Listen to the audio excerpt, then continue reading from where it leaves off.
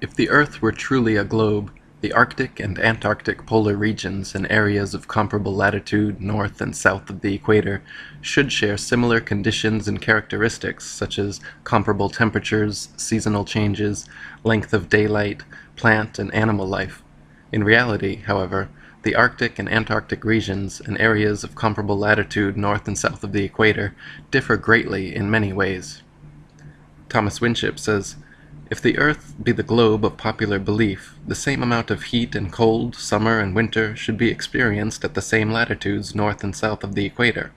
The same number of plants and animals would be found, and the same general conditions exist. That the very opposite is the case disproves the globular assumption.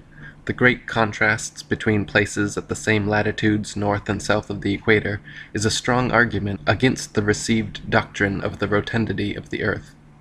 Antarctica is by far the coldest place on Earth, with an average annual temperature of approximately -57 degrees Fahrenheit and a record low of 135.8. The average annual temperature at the North Pole, however, is a comparatively warm 4 degrees. Throughout the year, temperatures in the Antarctic vary less than half the amount at comparable Arctic latitudes.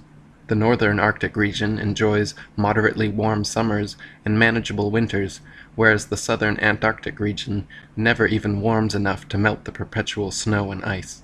Thomas Winship wrote, "This uniformity of temperature partly accounts for the great accumulation of ice which is formed, not on account of the great severity of the winter, but because there is practically no summer to melt it. In the Antarctic there is eternal winter, and snow never melts. As far north as a man has traveled, he has found reindeer and hare basking in the sun, and country brilliant with rich flora. Within the Antarctic Circle, no plant is to be found. The island of Kerguelen at 49 degrees southern latitude has only 18 species of native plants that can survive its hostile climate. Compare this with the island of Iceland at 65 degrees northern latitude. 16 degrees further north of the equator than Kerguelen is south, yet Iceland is home to 870 species of native plants. On the Isle of Georgia, just 54 degrees southern latitude, the same latitude as Canada or England in the north, where dense forests of various tall trees abound, the infamous Captain Cook wrote that he was unable to find a single shrub large enough to make a toothpick. Cook wrote, "Not a tree was to be seen. The lands which lie to the south are doomed by nature to perpetual frigidness, never to feel the warmth of the sun's rays, whose horrible and savage aspect I have not words to describe. Even marine life is sparse in certain tracts of vast extent, and the sea-bird is seldom observed flying over such lonely wastes. The contrasts between the limits of organic life in Arctic and Antarctic zones is very remarkable and significant. Vegetables and land animals are found at nearly 80 degrees in the north, while from the parallel of 58 degrees in the south, the lichen and such-like plants only clothe the rocks, and seabirds and the cetaceous tribes alone are seen upon the desolate beaches." In the Arctic there are 4 clearly distinguished seasons, warm summers, and an abundance of plant and animal life, none of which can be said of the Antarctic. The Eskimo live as far north as the 79th parallel, whereas in the south no native man is found higher than the 56th.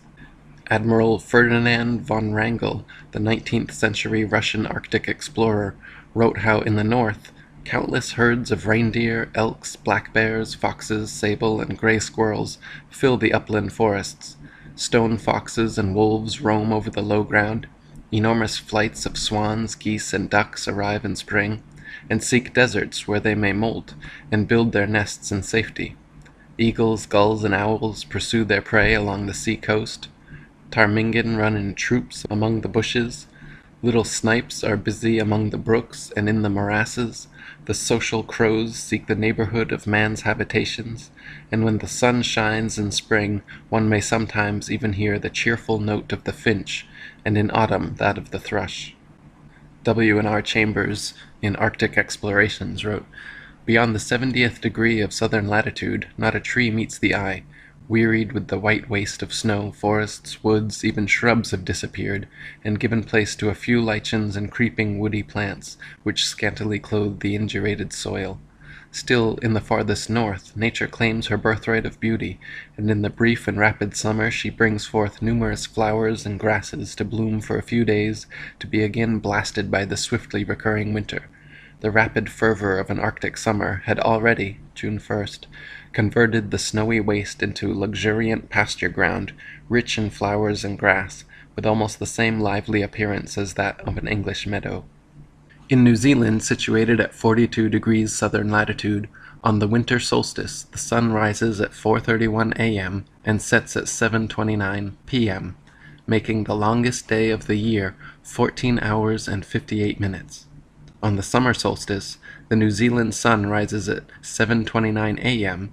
and sets at 4:31 p.m., making the shortest day 9 hours and 2 minutes long. Meanwhile, in England, a full 10 degrees farther north of the equator than New Zealand lies south, the longest day is 16 hours and 34 minutes, the shortest day 7 hours and 45 minutes.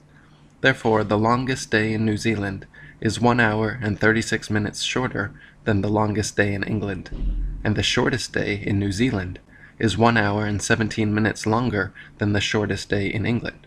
William Swainson, an Englishman who emigrated and became Attorney General of New Zealand in the mid-19th century, lived in both countries for decades and wrote of their differences, stating, "The range of temperature is limited, there being no excess of either heat or cold.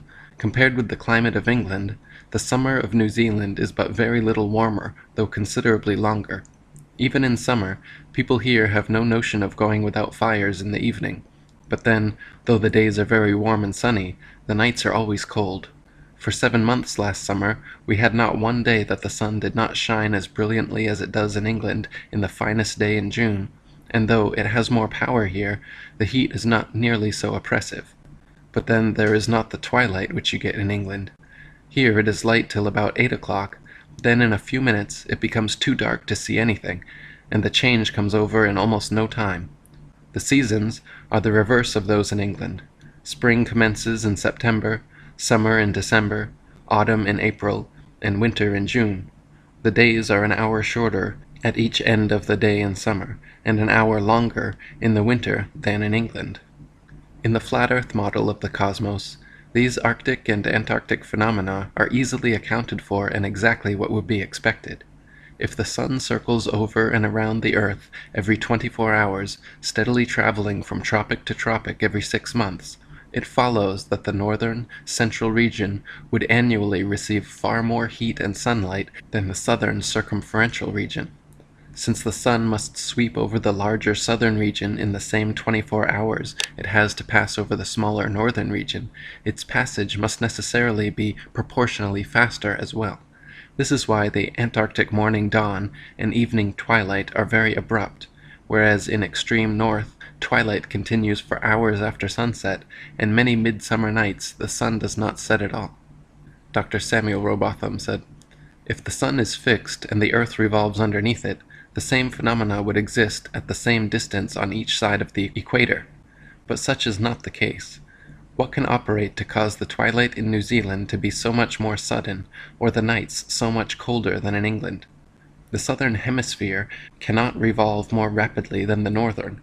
The latitudes are about the same, and the distance round a globe would be the same at 50 degrees south as at 50 degrees north, and as the whole would revolve once in 24 hours, the surface at the two places would pass underneath the sun with the same velocity, and the light would approach in the morning and recede in the evening in exactly the same manner. Yet the very contrary is the fact. The constant sunlight of the north develops, with the utmost rapidity, numerous forms of vegetable life, and furnishes subsistence for millions of living creatures. But in the south, where the sunlight never dwells, or lingers about a central region, but rapidly sweeps over sea and land, to complete in 24 hours the great circle of the southern circumference, it has not time to excite and stimulate the surface, and therefore, even in comparatively low southern latitudes, everything wears an aspect of desolation. These differences in the north and south could not exist if the earth were a globe, turning upon axes underneath a non-moving sun. The two hemispheres would at the same latitudes have the same degree of light and heat, and the same general phenomena, both in kind and degree. The peculiarities which are found in the south as compared with the north are only such as could exist upon a stationary plane having a northern center concentric with which is the path of the moving sun. And William Carpenter wrote, "Every year the sun is as long south of the equator as he is north, and if the earth were not stretched out as it is, in fact, but turned under, as the Newtonian theory suggests, it would certainly get as intensive a share of the sun's rays south as north, but the southern region being, in consequence of the fact stated, far more extensive than the region north, the sun, having to complete his journey round every 24 hours, travels quicker as he goes further south, from September to December, and his influence has less time in which to accumulate at any given point. Since, then, the facts could not be as they are if the earth were a globe, it is a proof that the earth is not a globe."